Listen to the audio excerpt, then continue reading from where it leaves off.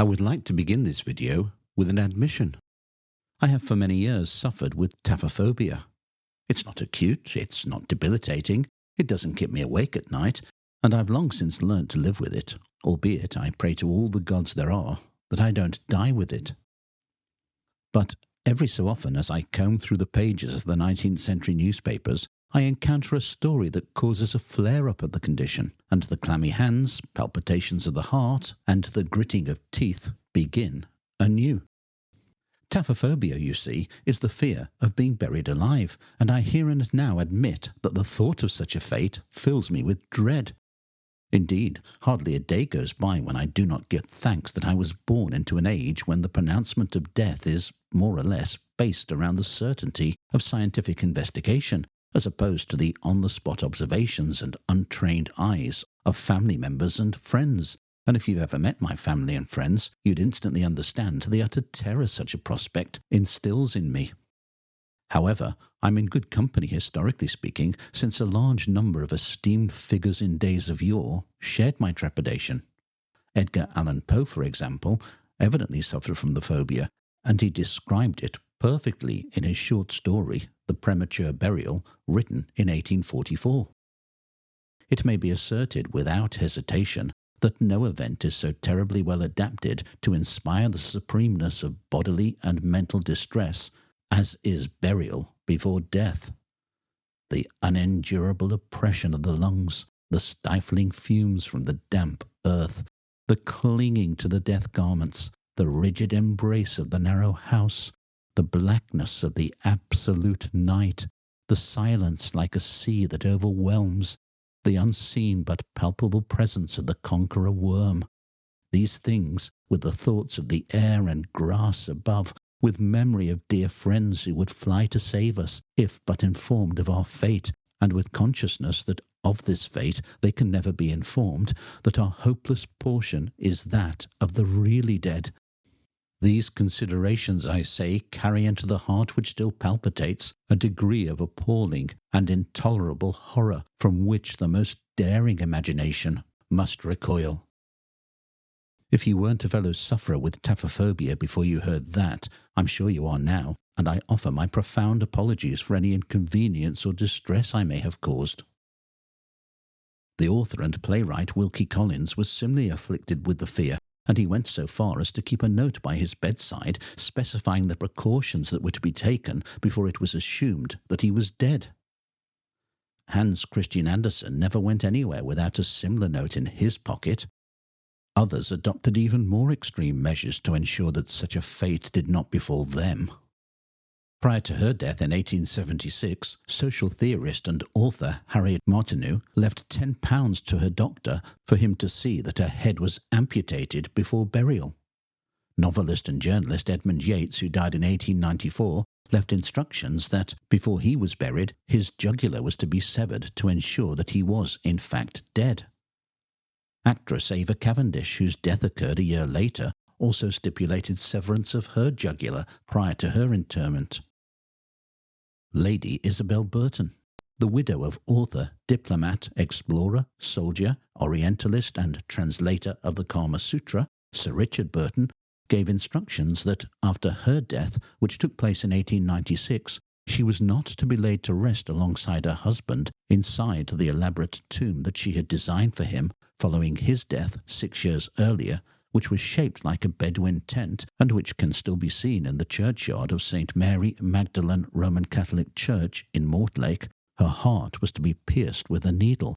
A post-mortem examination was then to be carried out, after which she was to be embalmed, not stuffed, by competent experts. Lady Burton, it is said, had been prone to cataleptic trances and was terribly afraid that such an attack might be diagnosed as death.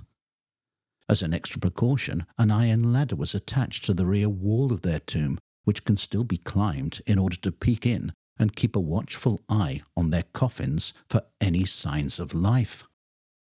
Pioneering feminist Frances Power Cobbe, one of the most remarkable women of the Victorian era, who died in April 1904, left very specific instructions in her will that her physician was to perform on my body the operation of completely and thoroughly severing the arteries of the neck and windpipe, nearly severing the head altogether, as to render any revival in the grave absolutely impossible.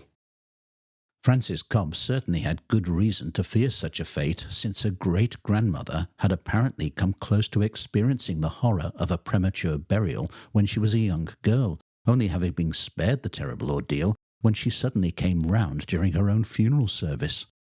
She went on to lead a full and fruitful life that included getting married and giving birth to 22 children. There can be no doubt about it. Taphephobia was alive and kicking in the late 19th and early 20th centuries. Thankfully, as far as can be ascertained, premature burial is rare today, especially in those parts of the world where bodies are embalmed prior to interment. I mean, I'm no doctor, but it's apparent to even my rudimentary grasp of physiology that displacing your blood with a preservative embalming fluid renders the odds of you being still alive when lowered into the grave nigh on impossible. But in the past, such precautions were, to say the least, uncommon, and during the cholera epidemics of the 19th century, when bodies were buried with great haste in order to curb the spread of infection, rumours began to circulate that some of the victims hadn't actually been dead at the time of their burials. The newspapers soon learned that tales of people having been buried or even almost buried alive made good copy, and throughout the second half of the 19th century and the first decades of the 20th century, numerous accounts of such cases began appearing in the press with alarming regularity. As a result, people became convinced that premature burial was far more common than it actually was. In 1896, businessman, social reformer, and staunch anti-vaxxer William Tebb teamed up with Colonel Edward Vollum, late medical inspector in the U.S. Army and corresponding member of the New York Academy of Sciences, to dig into the problem of premature burial, and they co-authored the groundbreaking study Premature Burial and How It May Be Prevented, a book which offered readers a glimmer of hope that a scientific approach to the pronouncement of death would eradicate the chances of such a fate, whilst at the same time scaring the bejesus out of them by providing a long litany of examples of unfortunate souls who had been subjected to the dreadful ordeal. That same year, Tebb got together with Dr. Walter Robert Hadwin to found the London Association for the Prevention of Premature Burial, the mission statement of which was to campaign for improvements in death certification and for the building of safety coffins with warning devices that could be activated by a person who had mistakenly been declared dead and had been buried alive. Safety coffins, it must be said, were not a new innovation. In fact, designs for them had been around since the 18th century. On the 7th of December 1791, controversial Unitarian minister Robert Robinson had died at his son's house in Manchester. He was buried on the 15th of December. A movable glass pane was inserted in the lid of his coffin over his face, and his mausoleum was fitted with a door by which a watchman could enter and check that there were no signs of steam on the interior of the glass. He also left explicit instructions that his relatives were to pay periodic visits to his mausoleum in order to check that he was still dead. When Duke Ferdinand of Brunswick died in 1792, he left instructions that windows were to be installed in both his tomb and his coffin to let light in. A tube was fitted to provide a supply of fresh air, and instead of having the lid nailed down on the coffin, he had a lock fitted. A special pocket sewn into his shroud had 2 keys in it, one for the coffin lid and a second for the tomb door. German priest P.G. Pessler came up with an even more elaborate system in 1798 when he suggested that all coffins should have a tube inserted from which a cord would run up to the church bells. If an individual woke up in a coffin, they could ring the bells and alert people in the parish to their plight. Pessler's colleague, Pastor Beck, suggested that coffins should have a small trumpet-like tube attached. Each day the local priest could check the state of putrefaction of the corpse by sniffing the odours emanating from the tube. If no smell was detected or the priest heard cries for help, the coffin could be dug up and the occupant rescued. But despite all these precautions, people still slipped through the net, or, to be more precise, through the earth, and ended up being buried alive. Quite how many people it actually happened to is impossible to ascertain, since the majority of those who experienced it were, not to put too fine a point on it, never discovered. I mean, it's not like people went round exhuming the bodies of buried loved ones on a regular basis. Most of the accounts that have come down to us concern those whose fates were discovered some time afterwards, or else, like Frances Power Cobbe's great-grandmother, had revived in the nick of time before spadefuls of earth were heaped on them and they took the secret of their premature burials to the grave. To begin our trawl through the awful experiences of 10 people who actually were, or almost were, buried alive, we turn the pages of the edition of the medical journal, The Lancet, dated December the 18th, 1858, where our eyes focus upon the following letter from Dr. Richard Bird Mason of Bridge Street, Nuneaton. In August 1858, I was requested to visit Miss Amelia Hincks, aged 12 years and 9 months, daughter of a harness maker and residing with her parents in Bridge Street, Nuneaton. She was supposed to be suffering from pulmonary consumption. On October the 18th, about 3:30 a.m., she apparently died. She is said to have groaned heavily, waved her hands, which was a promised sign for her mother to know that the hour of her departure was come, turned her head a little to the light, dropped her jaw, and died.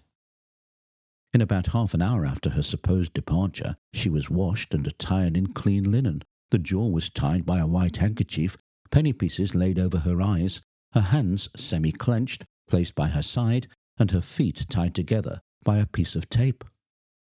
She was then carried into another room, laid on a sofa, and covered over with a sheet. She appeared stiff and cold. 2 large books were placed on her feet, and I have no doubt she was considered to be a sweet corpse. About 9 a.m., the grandfather of the supposed dead went into the death chamber to give a last kiss to his grandchild when he fancied he saw a convulsive movement of the eyelid, he having raised one of the coins. He communicated this fact to the parents and mourning friends, but they ridiculed the old man's statement and said the movement of the eyelids was owing to the nerves working after death. Their theory, however, did not satisfy the experienced man of 80 years, and he could not reconcile himself to her death. As soon as I reached home, after having been out in the country all night, I was requested to see the child to satisfy the old man that she was really dead. About 10:30 a.m. I called, and immediately on my entrance into the chamber I perceived a tremulous condition of the eyelids, such as we frequently see in hysterical patients. The penny pieces had been removed by the grandfather. I placed a stethoscope over the region of the heart and found that organ performing its functions perfectly and with tolerable force. I then felt for a radial pulse, which was easily detected, beating feebly about 75 per minute. The legs and arms were stiff and cold, and the capillary circulation was so congested as at first sight to resemble incipient decomposition. I carefully watched the chest, which heaved quietly but almost imperceptibly, and immediately unbandaged the maiden and informed her mourning parents that she was not dead. Imagine their consternation. The passing bell had rung, the shutters were closed, the undertaker was on his way to measure her for her coffin, and other necessary preparations were being made for her interment. The Lancet explained how the body was then removed to a warm room, and gradually the returning signs of animation became unequivocal. When speech was restored, the girl described many things that had taken place since her supposed death. She knew who had closed her eyes and placed the coppers thereon. She also heard the order given for her coffin, and could repeat the various remarks made over her as she lay in her death clothes. She refused food, though, in a state of extreme debility. She has since shown symptoms of mania, and is now said to have relapsed into a semi-cataleptic condition. The parents are creditable people, and there is no apparent ruse in this unusually romantic history, which is causing considerable excitement in Nuneaton and its neighbourhood. For our next story, we head to Wednesday the 17th of October, 1883, when the Nottingham Evening Post reported on a similar case that came even closer to a tragic finale. Premature burial. A ghastly story is reported from Bohemia. A man who was apparently dead had just been lowered into the grave when the mourners were horrified to see the coffin lid begin to move and the linen shroud gradually appear till the supposed corpse at last sat up. The man said that he had, throughout his illness, heard all that had been said. He was aware they thought him dead, but he was unable to make any sign. From the graveyard the man was taken home, and there is now every prospect of his recovery. In 1884, a case from Canada of a young lady who hadn't been so lucky caused great consternation when it was reported in newspapers on both sides of the Atlantic.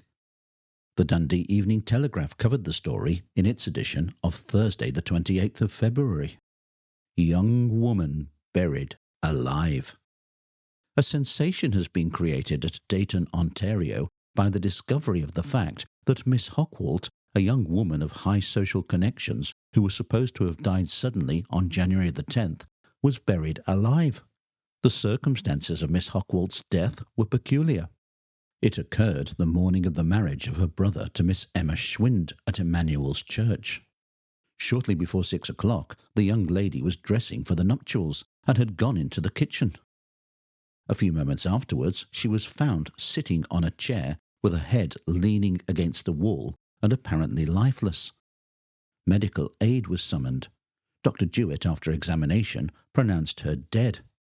Mass was being read at the time in Emmanuel Church, and it was proposed to postpone the wedding, but Father Hayne thought it best to continue, and the wedding was consummated in gloom by low mass. An examination showed that Anna was of excitable temperament, nervous, and afflicted with sympathetic palpitation of the heart. Jewett thought this the cause of death. The following day, the girl was interred in Woodland. The friends of Miss Hockwalt were unable to forget the terrible impression, and several ladies observed that her ears bore remarkably natural colour and could not dispel the idea that she was not dead.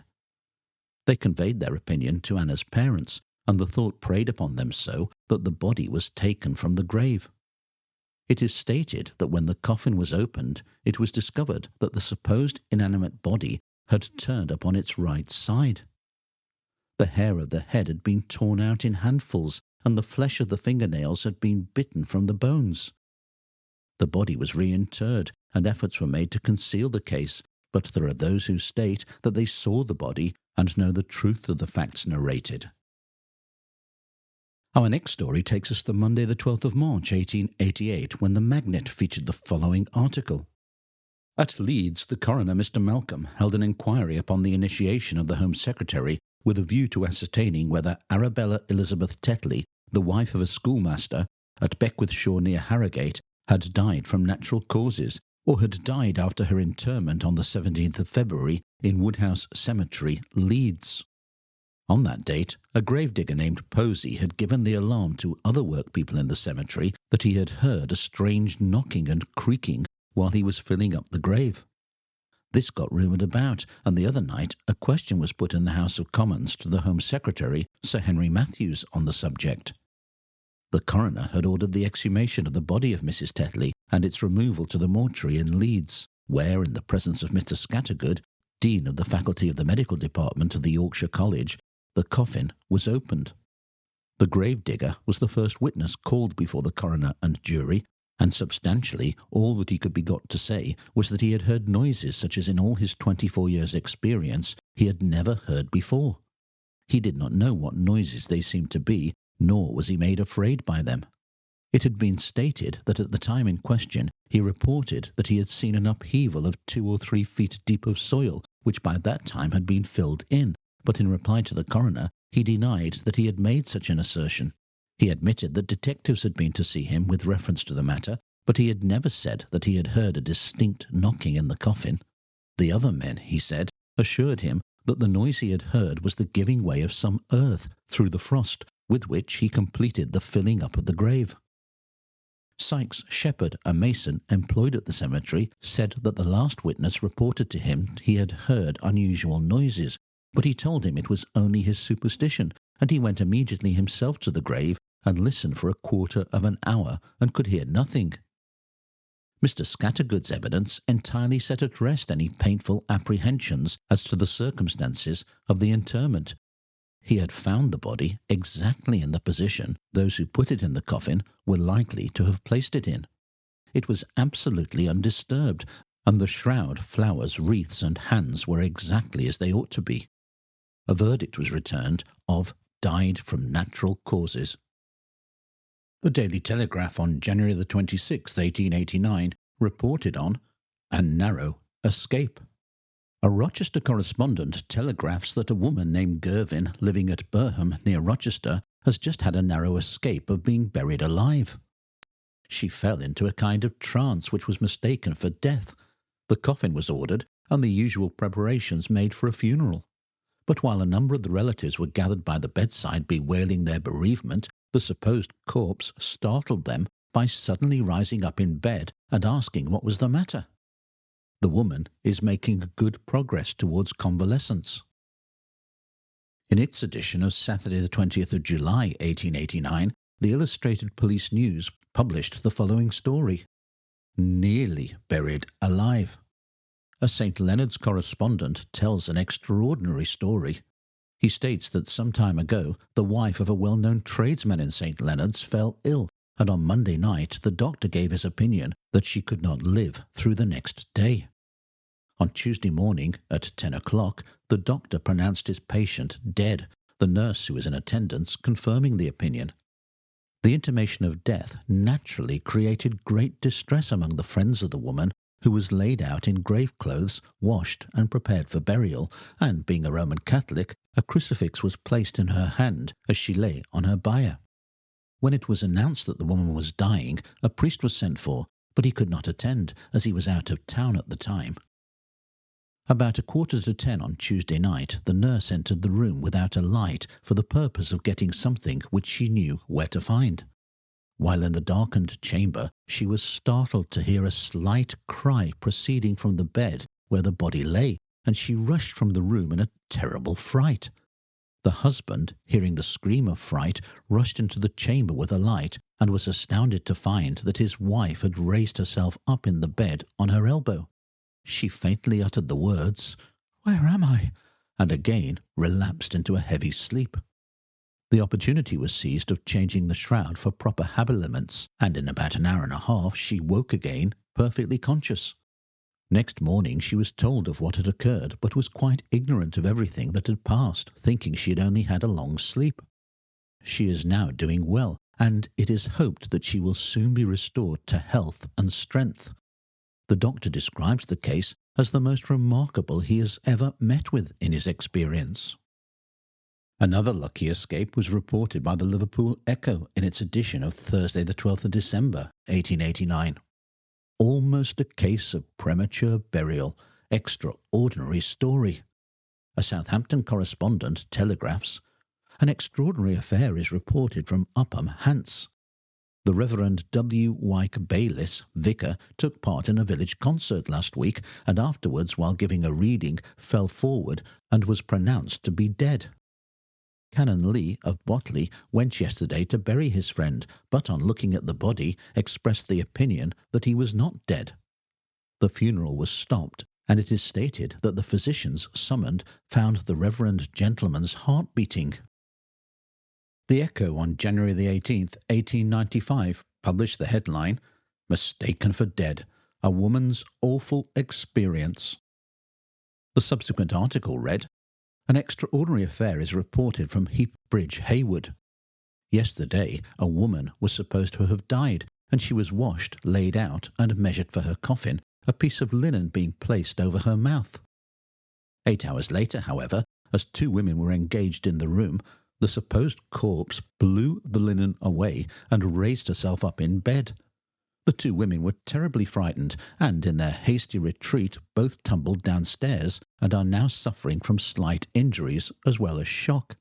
Some time elapsed before anyone else could be induced to enter the house, but eventually several persons went in together and found the woman still sitting up in bed. She was exceedingly weak. Later, however, she succumbed, and the doctor expressed the opinion that her death was accelerated by shock.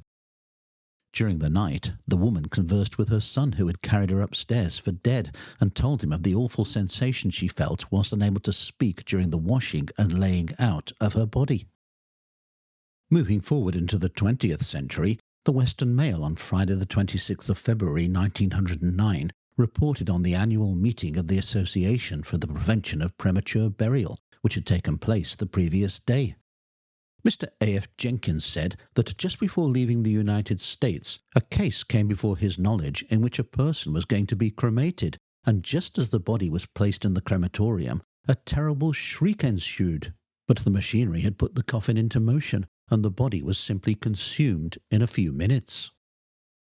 For our final story, we turn to the Illustrated Police News in its edition of Saturday the 18th of May 1912, which published the following account of a narrow escape. Buried alive, an extraordinary recovery. An extraordinary scene occurred in a cemetery at Galicia during the funeral of a landowner named Masny. The priest had given his last benediction to the departed, the coffin had been lowered into the grave, and the family and friends were throwing clods on it when suddenly hollow cries for help broke from the grave. Most of the mourners ran away panic-stricken when the priest and sexton got out the coffin and opened the lid. To their amazement, they found the supposed dead man alive. He soon recovered and was able to walk home unaided.